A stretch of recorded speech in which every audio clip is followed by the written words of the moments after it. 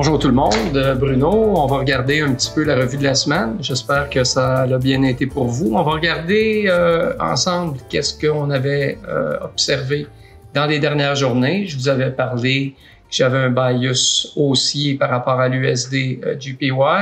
Ça s'est avéré vrai dans l'ensemble. Par contre, on a eu beaucoup de turmoil, il y a eu beaucoup de turbulences durant les annonces de la semaine, la journée du FOMC, entre autres, où il y a eu au départ une chute marquée, suivie ensuite d'un repli, d'un retour. Et puis, par la suite aussi, ça a brassé pas mal. Mais dans l'ensemble, notre analyse nous a donné finalement une bonne lecture des choses. On va regarder un petit peu tout ça sur le graphique. Donc, vous voyez au niveau de mes box, mes boîtes vertes et bleues à votre gauche, je vous disais que le box vert représentait des zones de consolidation, des zones de liquidité, et que le box bleu représentait la zone dans laquelle je croyais qu'on allait naviguer dans la semaine. On pouvait s'attendre même à monter, vous avez vu qu'on est monté ce matin autour de 158, 252 dans ces eaux-là. Et je vous disais que j'aurais pas été surpris qu'on puisse monter même jusqu'à 159, 160. On n'est pas encore rendu là. Par contre, la semaine prochaine, c'est pas dit qu'on poursuivra pas le mouvement haussier global. Je dis mouvement haussier global parce que on n'est pas encore à l'abri de certaines rétractions.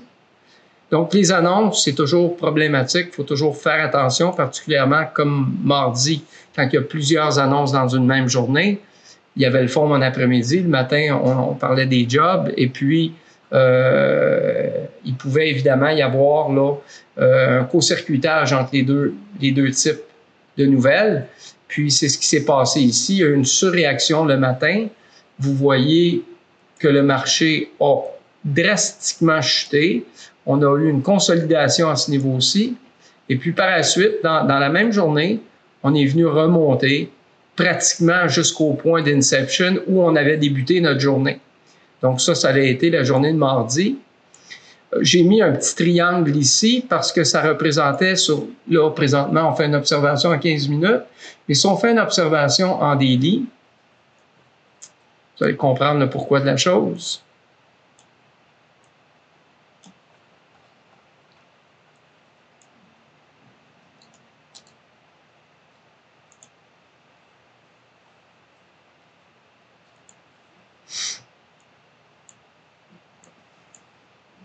On va vous étirer ça un petit peu.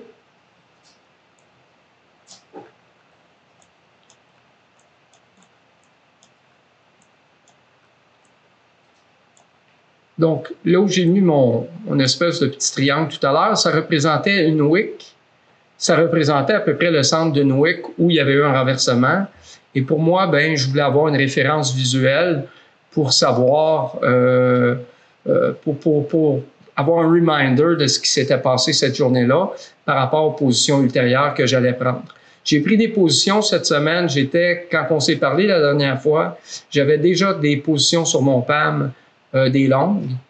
Donc, quand il y a eu l'espèce de rétraction, j'ai travaillé sur la marge. J'ai pas travaillé avec un stop-loss défini. J'ai laissé flotter mes positions. Ça peut être dangereux. À un certain moment, j'ai fait un hedge pour contrebalancer ma position advenant que ça descende encore plus bas, parce que quand ça descend, ça peut toujours aller plus bas. Et quand ça s'est remis à remonter, ben, à un moment donné, heureusement, j'ai pu refermer mon hedge. J'ai eu quelques pertes à ce moment-là. Et par la suite, le titre s'est mis à remonter et j'ai continué à réimplémenter. Évidemment, avec parcimonie, avec nervosité, parce qu'il n'y avait pas d'assurance. Puis, dans la nuit, aujourd'hui on est vendredi, donc dans la nuit de jeudi à vendredi, le titre est monté jusqu'à 158, vous voyez ici, 158 200 quelque chose. Mon objectif absolu était de 158 350. Et à ce moment-là, j'ai établi des stop-loss, puis je suis venu en fait limer un petit peu ma position.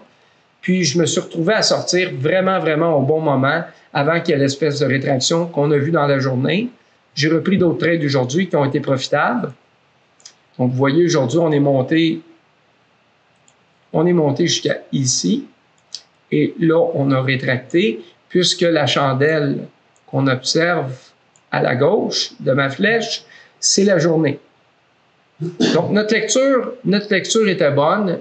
On a eu bel et bien une montée cette semaine qui cadrait tout à fait avec l'analyse qu'on a faite. Mais on n'était pas, comme je vous disais, il n'y a rien de tout cuit dans le trading. Je vous disais de faire attention, y compris à ce que je vous dis. Il ne faut jamais rien prendre pour acquis. Et on a eu quand même des descentes qui ont été assez drastiques. Mais globalement, quand on regarde le mouvement, je pense que ça fait pas... ça fait consensus là, pour tout le monde. Il y a quand même une montée significative. Puis on est sur des valeurs actuellement. Là, on travaille dans une portion... Si vous regardez ici l'espèce de montée qu'on voit ici, là, on travaille définitivement dans cette zone-là, qui est une zone ni plus ni moins que de ISI. Là.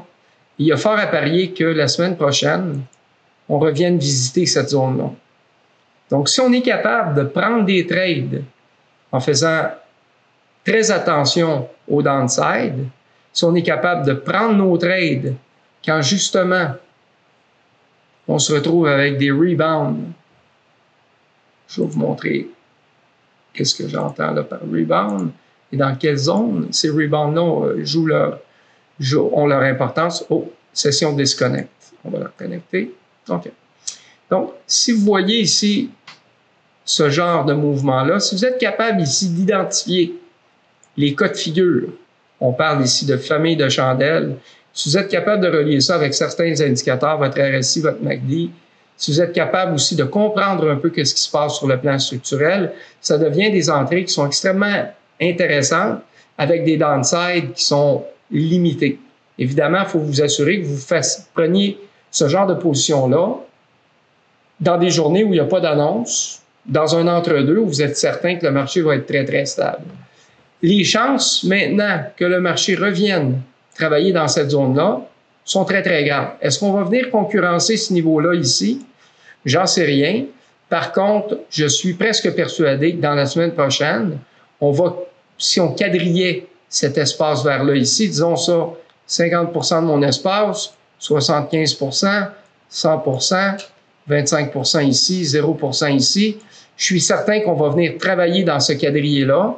Et je vous dirais que quand vous allez toucher la ligne du 50% ici, ça vaudrait la peine si vous avez pris votre position sur un rebond, parce que vous avez vu qu'il y avait des conditions au niveau des chandelles, vous êtes avec un RMI par exemple, et tous les autres indicateurs semblent vous donner raison, et qu'aussi sur le plan graphique, ça tient la route, puis que le contexte fondamental est bon, à ce moment-là, vous pourriez, quand vous allez toucher ce niveau-là, faire un break-even plus phi, advenant que vous ayez pris votre position dans ces eaux-là ici. Au moment où je vous parle, j'ai une position. On va regarder en 15 minutes qu'est-ce qu'il y en est. J'ai pris une petite position sur moins de 10 pips avec 10 lots.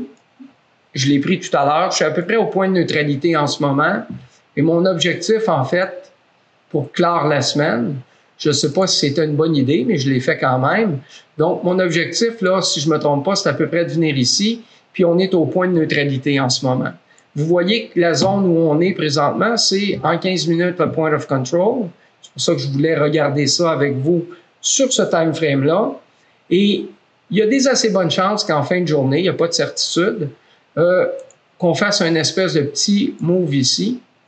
Et ça, évidemment, ça me donnerait, si j'avais mon compte, si je pouvais vous partager mon compte, mais je ne peux pas le faire présentement, vous verriez la position que j'ai prise, mais je vous le montre sur TradingView, ça donne sensiblement la même chose. Et mon objectif, c'est à peu près, comme je vous dis, 7,9 pips ou 8 pips. Avec 10 lots, ça me donnerait un petit gain d'un petit peu moins de 900 $ sur cette position-là. Et ça, c'est une position que j'ai prise sur la considération du volume profile, sur le fait qu'on travaille sur le point of control, sur le fait qu'il y a eu déjà une grande correction ici, qu'on a une reconstruction, on a une figure chartiste ici qui est en formation, on a définitivement un triangle ou un wedge, ou un channel, et puis les chances qu'on monte sont beaucoup plus grandes qu'on descende. Et si j'ai à garder la position durant le week-end, ça ne me stresse pas beaucoup parce que j'ai l'impression que dimanche, on pourrait peut-être voir le mouvement directement percer ou passer vers une micro-rétraction qui pourrait me servir à ce moment-là à réimplémenter en vue d'une remontée. parce que la table est mise quand même pour une remontée. Globalement, au niveau de mon analyse, la dernière que je vous ai fait parvenir, je dirais que j'avais un ratio, mes perspectives que je vous ai données étaient bonnes à 85 %. Et puis, bien évidemment, on ne peut pas prévoir l'imprévisible. On n'est pas futurologue. Je n'ai pas été capable d'anticiper, évidemment, nécessairement la rétraction qui s'est faite sur le fonds. Mais dès qu'il y a une nouvelle économique, il faut penser toujours en termes de scénarios multiples. Vous ne pouvez pas rester complètement galvaudé sur des scénarios qui sont fermés. Vous êtes toujours obligé de penser qu'il va peut-être y avoir une réaction au marché qui n'est pas en concordance nécessairement avec l'annonce. Et puis, si elle l'est, ça peut être beaucoup plus radical en termes de volatilité que ce que vous anticipiez. Donc, préparez-vous au pire. C'est encore la meilleure façon de faire face au quotidien. Et puis, s'il y a des questions, si ce qu'on fait vous intéresse, bien évidemment, vous nous en faites part. On va essayer de partager avec vous. Plus on a de feedback de notre côté, mieux c'est. Donc, je vous souhaite un bon week-end. On se revoit la semaine prochaine. Puis, on va essayer encore une fois de frapper la balle au champ gauche. Merci beaucoup. Merci d'être avec nous pour nos analyses hebdomadaires sur YouTube. Si vous aimez le contenu, faites-nous un thumbs up. Parlez-en à vos amis. On est aussi présentement sur Discord, c'est gratuit et on offre des analyses beaucoup plus poussées. On espère de vous revoir.